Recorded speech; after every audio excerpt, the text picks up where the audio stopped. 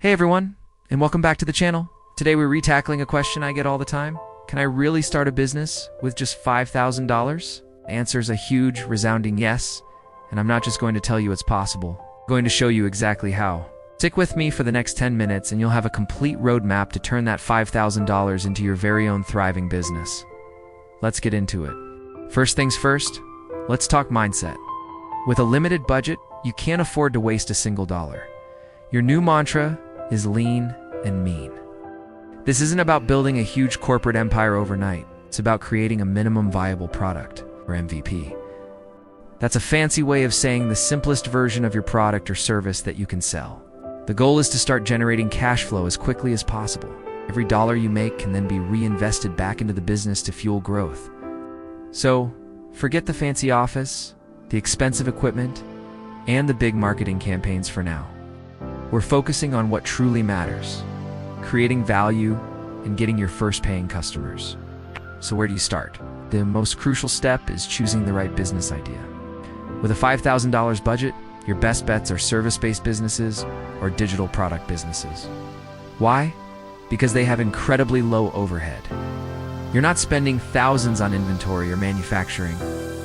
Your primary investment is your time, your skills, and a small amount of cash for essential tools. Let's brainstorm some service-based ideas. Are you great at writing? You could start a freelance copywriting or content creation service. Good with numbers? Bookkeeping for other small businesses is always in demand. Social media, offer social media management services. Other ideas include virtual assistants, graphic design, web development, online tutoring, or even a local service like pet sitting, mobile car detailing, or home organization. The key is to monetize a skill you already have. Think about what your friends and family ask you for help with. It's often a clue to a marketable skill. Now, let's look at digital products. This is where you create something once and can sell it over and over again. Think ebooks, online courses, printable planners, stock photos, or even digital art. For example, if you're a fitness expert, you could create a 30-day workout plan ebook. If you're a skilled photographer, you could sell your photos on stock websites. The initial creation takes time, but once it's done, the sales process can be almost entirely automated, giving you a source of passive income. Once you have your idea, it's time to validate it. Don't just assume people will want to buy what you're offering. You need to test the waters before you spend a dime. Create a simple landing page. You can use free or low-cost builders for this, that describes your service or product. Drive some traffic to it, maybe through your personal social media or by joining relevant online communities. See if people sign up for a waitlist or pre-order. This is your market research. If no one is interested, it's better to find out now and pivot to a new idea rather than after you've spent your $5,000. Okay, so you've got a validated idea. Now, let's break down that $5,000 budget. This is a sample allocation, so feel free to adjust it based on your specific business. First, set aside about $500 for legal and administrative setup.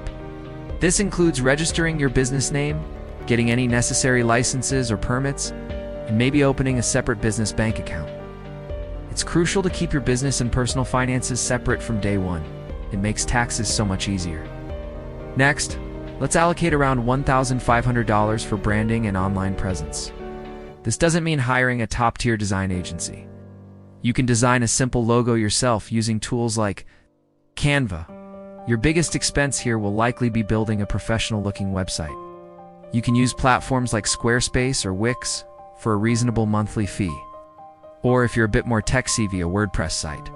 Your website is your digital storefront, so make it clean, easy to navigate, and clearly state what you offer and how people can buy from you. This budget should also cover your domain name and a year of hosting.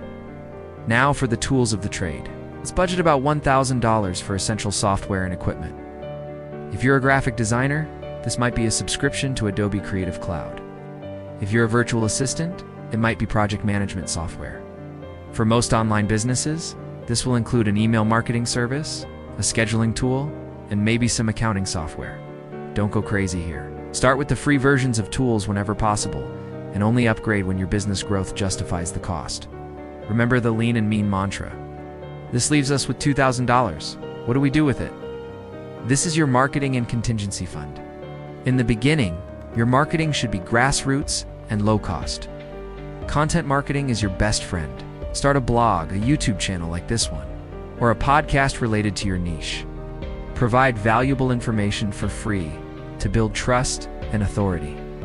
Get active on 1 or 2 social media platforms where your target audience hangs out. Don't try to be everywhere at once. Engage in conversations, join groups, and connect with potential clients directly. You might want to allocate a small portion of this $2,000, say $500, to run some highly targeted social media ads once you're confident about your offering and your target audience. This can help accelerate your initial customer acquisition. The remaining $1,500 is your safety net. In business, unexpected expenses always pop up. This contingency fund will prevent a small problem from derailing your entire venture. Don't touch it unless it's a true business emergency. Let's walk through a quick example. Let's say you want to start a freelance social media management business for local restaurants. You've validated the idea by talking to a few restaurant owners. Your $500 goes to registering your business as an LLC. You spend $1,500 to build a simple but professional website showcasing your portfolio. For your domain and hosting, you use $1,000 for a social media scheduling tool subscription, a contract template from a legal site, and a good quality webcam for client meetings. With the remaining $2,000, you use $500 to run targeted Facebook ads aimed at restaurant owners in your city. The other $1,500 is your safety net. Your marketing strategy is to create valuable content on LinkedIn about how restaurants can increase foot traffic using social media. You also join local business groups on Facebook and offer helpful advice. You're not just selling, you're building relationships. By landing just 2 clients at $750 a month, you're already making $1,500 per month. You can then reinvest that money into better tools and more marketing to scale up. The key takeaway here is that starting a business with $5,000 is not only possible, but it's a smart way to begin your entrepreneurial journey. It forces you to be resourceful, creative, and focused on what truly matters, generating revenue. It minimizes your risk and allows you to learn and adapt without the pressure of massive debts. So stop dreaming and start doing. Take that idea you've been sitting on, follow this framework, and take the first step today. You've got this.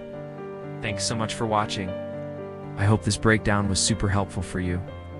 If you got value from this video, please hit that like button. It really helps the channel out. And make sure to subscribe and turn on notifications so you don't miss our next video, where we'll dive even deeper into low-cost marketing strategies. If you have any questions or want to share your own business idea, drop a comment below. I love hearing from you all. Till next time, keep building.